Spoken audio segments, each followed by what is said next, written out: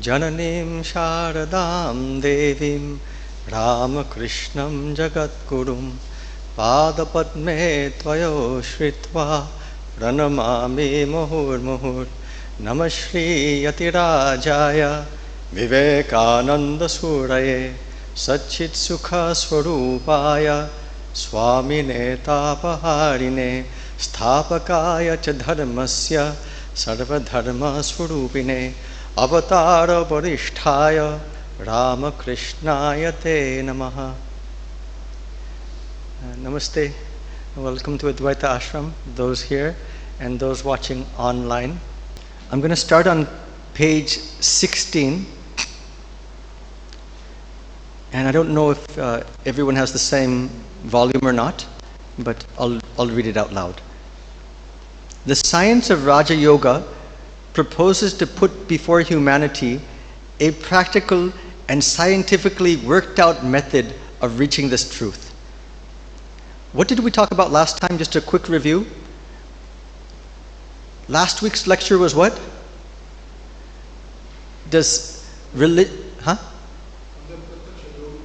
Yoga Prataksha. And do spiritual experiences have an objective scientific basis?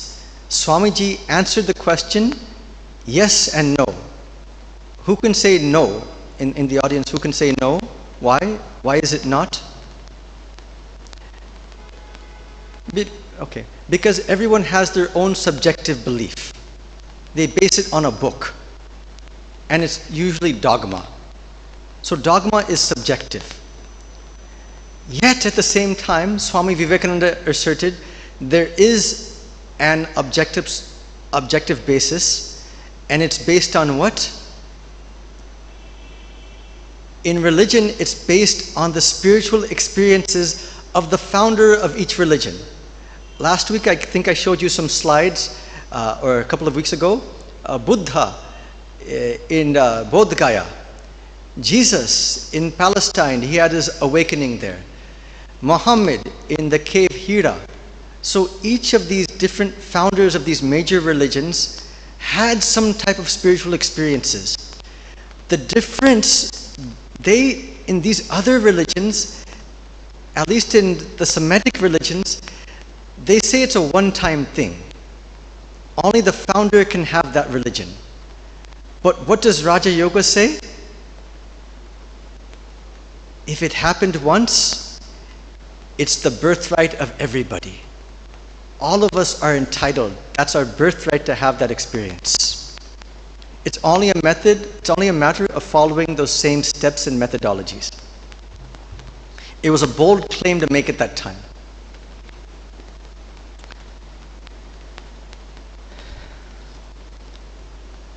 So the science of Raja Yoga proposes to put before humanity a practical and scientifically worked out method of reaching this truth. Swamiji continues, in the first place, every science must have its own method of investigation. If you want to become an astronomer and sit down and cry, astronomy, astronomy, it will never come to you. Has anyone tried that here before an examination? The same with chemistry. A certain method must be followed. You must go to a laboratory, take different substances, mix them up, compound them, experiment with them, and out of that will come a knowledge of chemistry. Similarly, if you want to be an astronomer, you must go to an observatory, take a telescope, study the stars and planets, and then you will become an astronomer. I don't know if any of you have heard of John Dobson. He developed the Dobsonian telescope. So, when I was at the Hollywood Vedanta Society, he was initiated by Swami Ashokanandaji. I think he passed away at the age of 98, recently. So to see him, sometimes we would go outside at night and take this telescope, and the Hollywood Vedanta Society is on a hill. So on some nights, you can see the stars very clearly. And it was really a sight to behold, to see John Dobson. He had like a long ponytail, At the age of 1992, he was still quite alert and fresh. And it was a sight to behold, to observe him looking at the stars. It was almost like he was communicating with them. And they were communicating knowledge to him. Why? His whole life, he lived with them. He gave importance to them. He acknowledged them. So they reciprocated. So one Swami senior monk said, he's received the blessings of the cosmos. Let's continue. Each science must have its own methods. I could preach you thousands of sermons, but they would not make you religious until you practice the method. I'm going to replace the word religious with spiritual. I think because religious, at least today, has a different connotation. Let's say spiritual. Anubhuti. These are the truths of the sages of all countries, of all ages, of men pure and unselfish, who had no motive but to do good to the world. They all declared that they had found some truth higher than what the senses can bring to us, and they invite verification. They ask us to take up the method and practice honestly, and then, if we do not find this higher truth, we will have the right to say there is no truth in the claim. Who is he speaking with to you here? In the first lecture, we said he's talking to the scientist who dismissed spiritual experiences. He's talking to also the agnostics who acknowledge the possibilities. He's talking to his future disciples who were raised as Christians but found no relief in a dogmatic religion.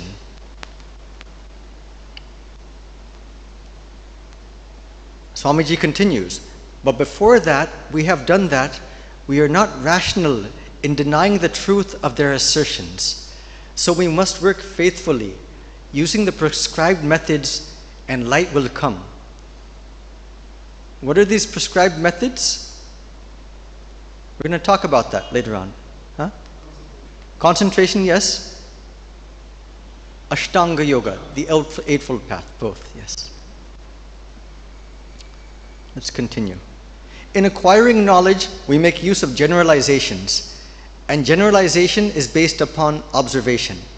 So I'll give you a pop quiz from the first class. From the first class we gave, we talked about, remember, two different types of reasoning, two different types of inferences. In Sanskrit, the term is anumana.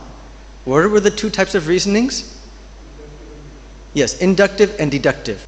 So is this deductive or inductive? It's from the specific to the general. Yes, it's inductive. Yes, inductive. In other words, the classic example is every crow I've seen in my life is black, therefore all black crows are black. Swamiji continues. Okay, we first observe facts, then generalize and draw conclusions or principles. Any scientist out here? This sounds rational. The knowledge of the mind, of the internal nature of man, of thought, can never be had until we have the power of observing the facts that are going on within. This is now where Swamiji is differing from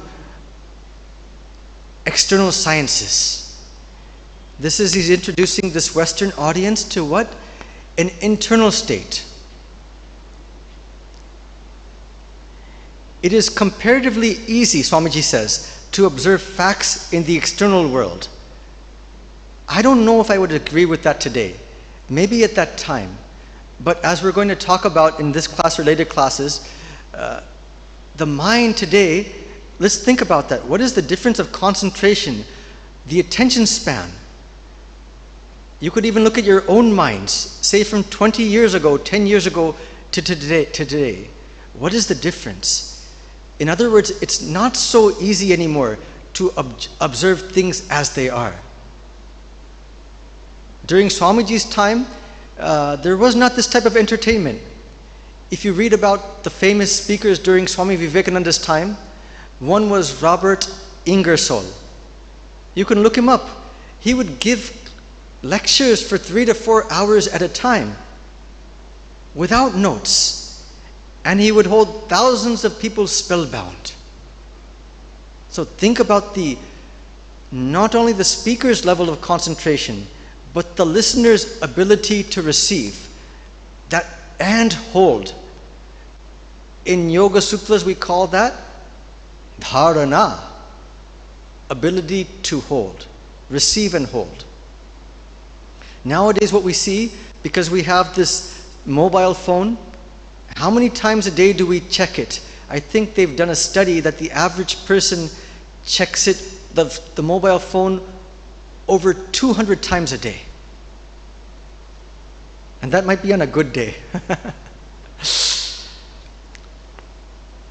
Again, I'm not disagreeing with Swamiji, but like I said in the beginning, let us apply our own critical faculties. In some places he might be right, and in some places the environment may have changed. So we have to know that so we can modify and adjust. Okay. Yet we must, Swamiji continues, yet we know we must observe in order to have a real science. Without a proper analysis, any science will be hopeless, mere theorizing. And that is why all the psychologists have been quarreling amongst themselves since the beginning of time.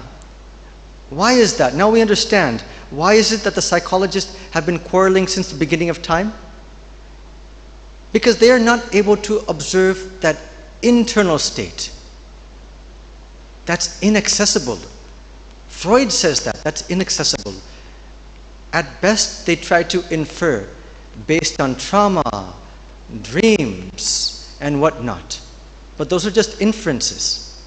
They may or may not be correct. But if you really want to know what's inside of you, it's only through this practice of Raja Yoga and only through this practice of concentration. Swamiji continues, the science of Raja Yoga in the first place proposes to give us such a means of observing the internal states. The instrument itself is the mind itself. Now this is a little bit confusing. The instrument is the mind itself. I'll explain it. Let's read the next sentence and then I'll explain it.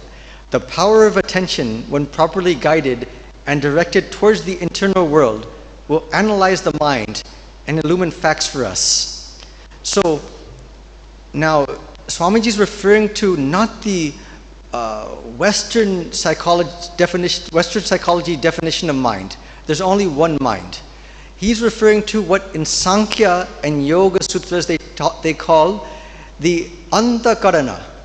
The antakarana divides the mind into 3 different spheres. One is what? Ego. And what is the Sanskrit term for ego? Ahankara, yes. And then the buddhi, which is the intellect. And the third is the mind, manas chitta. Yeah. Good. So when we talk about, say, objectifying the mind, what is observing the mind? It's the buddhi, the intellect. If we try to observe the mind, we have to go one step beyond the mind. That is the buddhi, the intellect, the discriminating faculty. And if we want to observe the buddhi, what do we have to observe it from? Ahankara, yes. And the ahankara from the purusha itself. That's why it's the last step. We'll get to that. But that's why that's the final stage. Even in Buddha, when he was practicing meditation, before attaining nirvana, the last stage before he could attain nirvana, Mara produced himself as another image of the Buddha, which represented this concept of aham. Let's continue. So the power of attention, when properly guided and directed towards the internal world, will analyze the mind and illumine facts for us. The powers of the mind are like rays of light dissipated. When they are concentrated, they illumine. This is our only means of knowledge. Again, what we spoke about at the end of last class, when we are illuminating this knowledge through the power of concentration, whether it's an external subject or an internal vritti, ultimately, where is it taking place? Where did Swamiji say all knowledge is what? Is it without or within? Within. Yes, inside. So what he's talking about is that whether it's an external knowledge or internal knowledge, the knowledge is already within, but this concentration produces rays of light which has the capacity of what? Revealing the knowledge which is already within. So that's important. It differs from Western psychology or Western science, which says the mind is like a blank slate, tabula rasa. It's something to be acquired outside. Here, no. All knowledge is within. So, if only we knew this when we were studying for examinations. Everyone is using it, both in the external and the internal world. But for the psychologist, the same minute observation has to be directed to the internal world, which the scientific man directs to the external. And this requires what? A great deal of practice.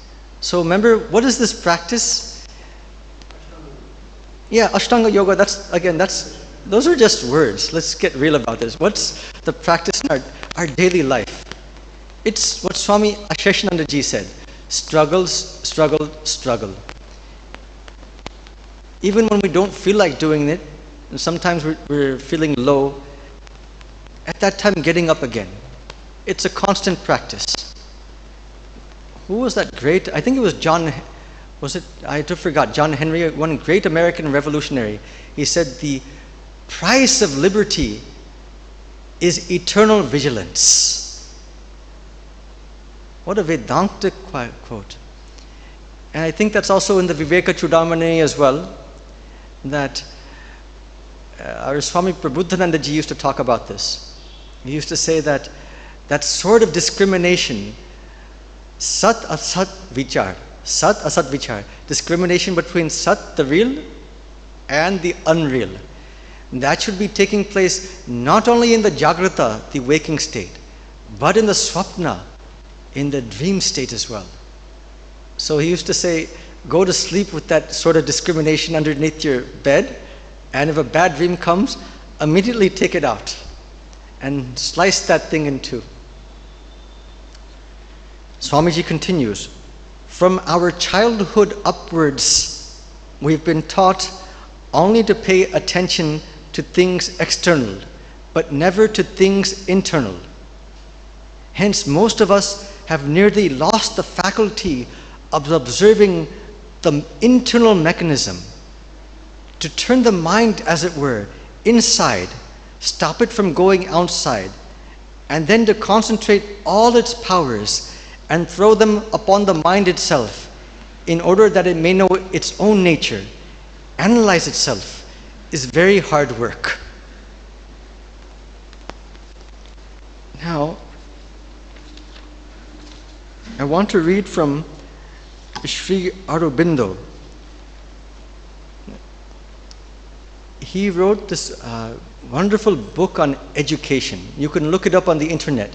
It's called Integral Education. And he talks about how to raise a child.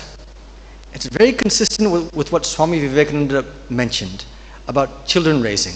How to give proper values, how to give proper education to a child. He said it has to be done at 5 different levels. These 5 different levels are aligned with the 5 different koshas. The Annamaya kosha, the physical body, the Manomaya kosha, the mental plane, the Pranamaya kosha, the vital energy, is it Buddhi Manokosha? Which one? Vijnanamaya kosha, the plane of the the subtle intellect, and the Anandamaya Kosha, which actually translates, it's not only bliss, but also truth, beauty, and goodness. How to appreciate truth, beauty. And that way we can appreciate the aesthetics and keep our minds at a high level. In fact, it's funny, it's really interesting if you look at Swamiji, Sri Aurobindo, how prescient they were, how they knew about these concepts which at that time were not known by Western psychology. Recently they came up with this negative cognitive bias. Holy Mother ki bolen about the mind. The mind's nature is like that of water. To do what? To flow downwards. Same thing, our minds have something that's ubiquitous to it. It's called the cognitive negative bias. That we're always looking for the negative by nature. Now someone may say, Swamiji, I'm not like that. I'm beyond that. So there's a simple litmus test. How do you know if you're beyond that? I could tell you 1,000 good things about you. Kintu, apni acta doshachan. If I say one negative thing, the 1,000 good things will just get washed out like a tsunami. And day and night for the next few months, we'll just think about that one negative thing. This is not just us, this is just everybody. The cognitive negative bias of the mind. So, I've seen great monks in our order, and even just the other day I was talking to a devotee. It's something that through this practice of pratipaksha bhavanam, in the Yoga Sutras we'll go over that, means counter thoughts. For these great yogis, even if a negative thought comes, in the next moment it's like a kick, a reflex. A positive thought comes and says, what are you thinking? Like the mind becomes your own, the buddhi becomes your own compass. It becomes your own guide at that time. So you see some people, they're just predominantly positive. I can say Swami, our President Maharaj of our order, Swami Gautamananji, not just now, but the entire time I've known him, Swami Suhitanandaji, one of the senior vice presidents, Swami Dibyanandaji, and these three monks I've had a lot of contact with. So that was something that really inspired me about them. That positivity is not just a namesake, it is actually you're seeing that divinity in others, and it becomes something tangible. When I first joined, how many of you here have met Swami Ranganathanandaji or heard about him? I think he was the 13th president of our order. So I joined PPTC 2004. So that's like a spiritual boot camp. So when you first join, it's necessary for us to receive this, well, I don't know if it's necessary, but it just is, to receive discipline, constant discipline. And who disciplines us? Every monk that's senior to us. So that's the entire Mott campus. So sometimes 500, 600 monks. So it's, wow, it's a spiritual boot camp, especially for the ego. But I remember I had one meeting with Swami Ranganathanandaji. I had the good fortune, I think I did the last living interview with him. And when I met him, it was similar to, I felt how Josephine MacLeod saw Swami Vivekananda. When she met Swami Vivekananda, she felt that he was so great, but she was equally great. So at least for that one moment, when I was with Swami Ranganathanandaji, I felt that he's such an elevated soul, but so am I. So how great is the spirituality that it uplifts others. So that's one test we can see. How do we know somebody is illumined? Josephine MacLeod gave this. She said in her life she met two famous people, Swami Vivekananda and I think the Gregory IX, one of the past kings of Russia. I'm sorry with the names. I'll have to look up the names and afterwards and tell you. But contrary to when she met Swami Vivekananda, when she met this Russian king, she felt that he was so large, but she was so tiny. So this is what greatness is. Yeah, we'll get back to this, but just on that note, Swami Vivekananda used to say, what is humility? He's so original in his thoughts and ideas. Normally we think of humility, you keep your head low, bent back. But Swamiji, Mother, Thakur, they were always very straight. Always very straight. You look at any of their pictures, only Ramakrishna, because when he's in Nirvikalpa Samadhi, he can't be conscious of his body at that time. Swami Swahananji used to say on this, we're going to discuss this in Raja Yoga, asana. Asana also means one thing is good posture. So Swami Swahananji used to say it's impossible to have high thoughts if the posture is bent. So we always try to keep good posture.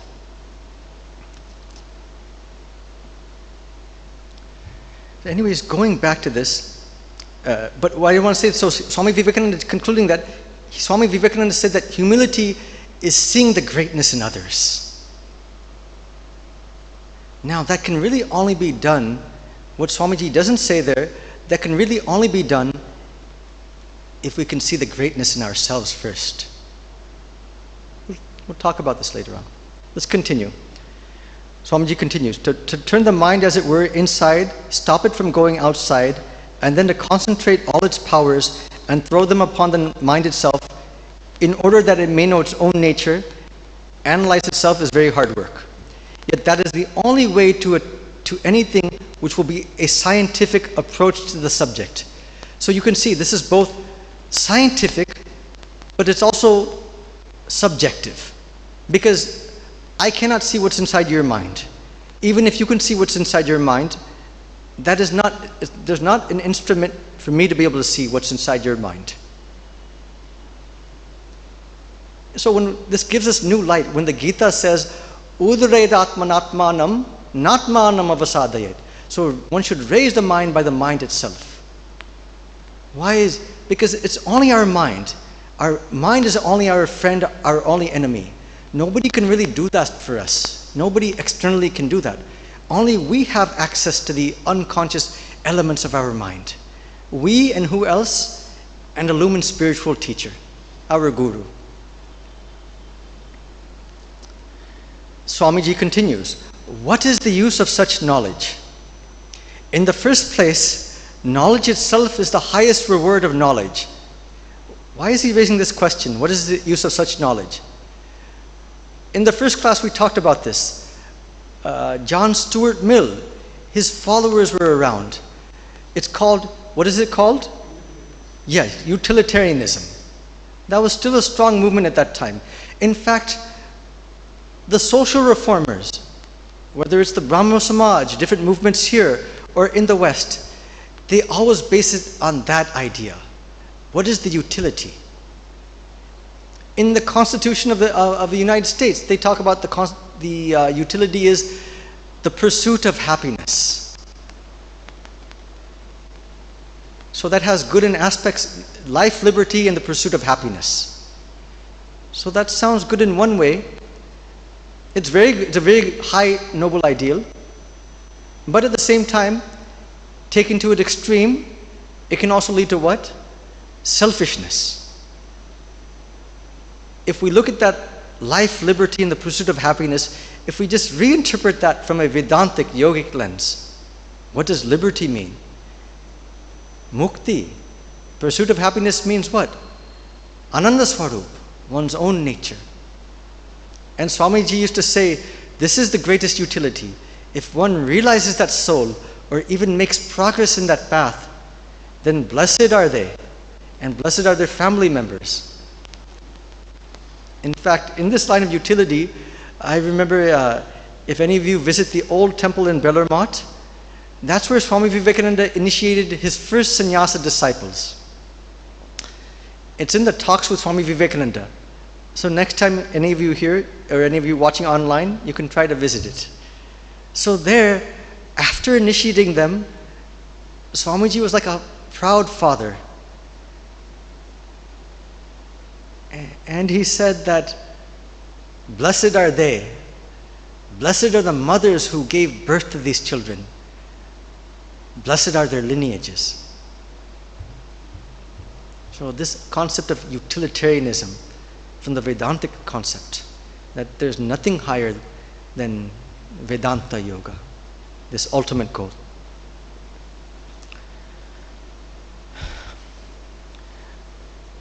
So in the first place, knowledge itself is the highest reward of knowledge. And secondly, there's also utility in it. It will take away all our misery. What is it? Attyantika dukkha nivritti pradama praptischa. The end of suffering, endless suffering, and the attainment of supreme bliss. When by analyzing his own mind, man comes face to face, as it were, with something which is never destroyed, something which is by its own nature eternally pure and perfect, he will no more be miserable, no more unhappy. In yoga, this is called what? Purusha. And in Vedanta, it's called the Atman, Paramatman, Brahma. All misery comes from fear, from unsatisfied desire. So, that was one thing Holy Mother, Tini bar bollen, Tomra ki chao, what do you want? And she would be very happy if someone said, Nirbhashana, desirelessness, bhakti, vairagya, love of God, love of the Atman, renunciation. All misery comes from fear, from unsatisfied desire. Man will find that he never dies, and then he will have no more fear of death. When he knows that he is perfect, he will have no more vain desires. And both these causes being absent, there will be no more misery. There will be perfect bliss, even while in this body. So that sounds like the highest ideal, but we can also sometimes think about that in a small, proximate way. Say that you want some particular food. Say that you've been craving like a rasgulla, some sweet chocolate. When you satisfy that desire, at that moment, maybe just for a nanosecond, at that moment, there's this cessation of desire. And that is just a small example, but if we could do that and extend that to all our desires at one time. So the potential is there within us. Swamiji continues, there's only one method by which to attain this knowledge. And what is that method? Concentration. Okay, now I'm going to end with this. What does Swami Vivekananda mean by concentration? Let's just look at that a little bit. In Raja Yoga, what does he mean by concentration? One type of concentration is, say I'm fixing my mind on a point, an external object, and focusing on that. He says if you keep looking at that, keep focusing on it, the same vritti arises. From that, all knowledge can come. So one mind, one vritti, one point, whether it's an external plane or the internal plane, still just one subject object. That's yogic concentration. This is the second concentration. I have this sheet, I don't know how you could see. So this is, I made a comparison. This is Swami Vivekananda, Raja Yoga. Again, we said subject object. Yet we also have this Advaitic concentration. What is Advaitic meditation? Okay, neti neti, iti iti. But there's also something that is Sakshi Chaitanya. So in other words, what's taking place there? The mind is being allowed, you're not just fixing the mind in yoga, Raja Yoga, we say there's two aspects to it. There's two aspects to concentration. Cutting out all distractions, and then placing on one point. But what is it in Advaita Vedanta? This Sakshi Chaitanya, allowing the mind, the vrittis to roam, and just watching the mind. Who is watching the mind? Who? The Purusha, this Atman, this consciousness. It's watching the mind. So there's not resisting, just watching the thoughts come and go, understanding that and just objectifying, knowing that there and I'm not that. It's like a movie playing on the screen. The screen is real, not the thoughts. Similar is this Buddhist Vipassana.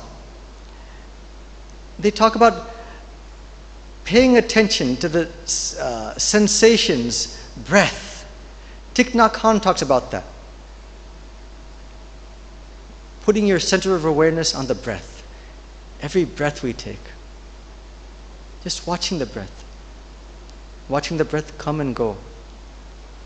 Linking the breath then with good thoughts, gentle thoughts. But the focus is always on the breath. Sensations. Eating. Vipassana, one form of Vipassana, I'm eating. And as I'm eating, I'm putting my attention where? On the process of chewing. I'm walking. I'm just putting it on the walking. Another is what this Eckhart Tolle called, this power of now. In the moment.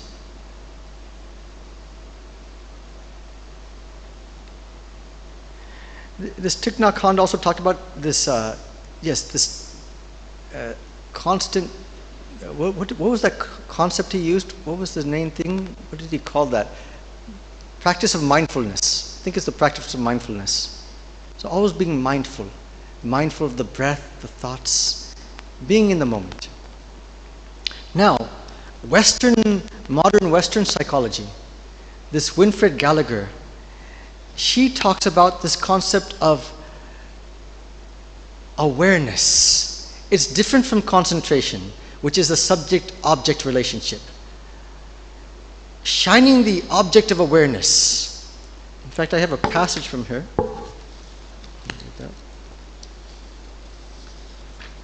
Yeah. There's a beautiful book she wrote. It's called Wrapped. She talks about the idea of concentration in the modern age. She says, as the expression paying attention suggests, when you focus, you're spending limited cognitive currency that should be wisely invested. Our cognitive currency should be wisely invested because the stakes are high. At any one moment, your world contains too much information, whether objects, subjects, or both, for your brain to represent or depict clearly for you. There's a neuroscience aspect to this. I don't know if it was there during Swami Vivekananda's time. The mind can only receive a certain bits of information per minute. Beyond that, it's like excessive flow. So what she's saying, there's maybe like millions of bits, if I get it right, of information being presented every minute. What becomes your reality? Where you choose to shine your light of attention. She continues, your attentional system selects a certain chunk of what's there, which gets valuable cerebral real estate, and therefore the chance to affect your behavior. I love that term, valuable cerebral real estate. So if you think about it, and we're going to conclude here now, it's like everybody, all advertisers, they're competing for the cerebral real estate in each of our minds, in each of our brains. Advertisers, internet, the mobile, that's what you call mind hacking. Om Shanti Shanti Shanti Harihi Om Tat Sat.